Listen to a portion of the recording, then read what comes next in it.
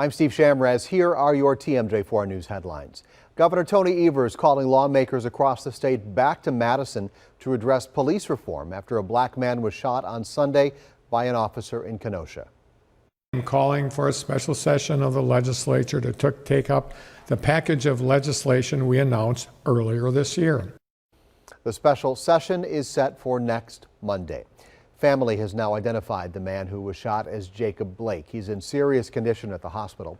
Video shared across social media shows the moments leading to the gunfire. We want to warn you, it is disturbing.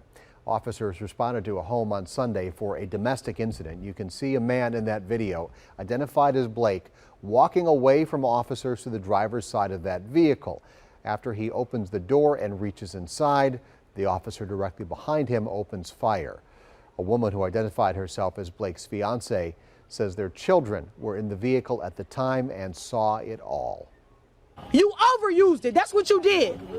You shot him numerous times for no reason. It didn't take all that. Disregard that my kids was in the car at all. And you knew they was in there because I kept screaming that before y'all even made it to the other side of the driver's side to get him in the car. I've been yelling that the whole time. Let me get my kids. The kids in the car were 8, 5, and 3 years old. The officers involved in that shooting are now on administrative leave. The State Department of Justice is leading the investigation. The mayor of Kenosha was scheduled to give an update Monday afternoon. That news conference was abruptly cut short and moved after protesters gathered, and then they all tried to rush inside the city's safety building. Kenosha will spend Monday night under a curfew. The governor has mobilized the National Guard to that city for extra protection overnight. Now, let's go to meteorologist Brian Goddard for a check of the weather. It was hot and muggy on Monday.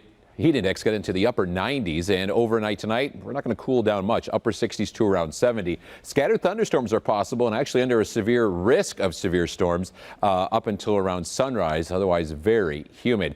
Once we get that rain out of here early on Tuesday, the rest of the day becomes sunny, still humid but cooler with an easterly breeze. A high of 83 in Milwaukee. That heat comes back on Wednesday at 93, Thursday 90. And still warm and muggy on Friday at 82. That's a look at your forecast. Here's some local stories.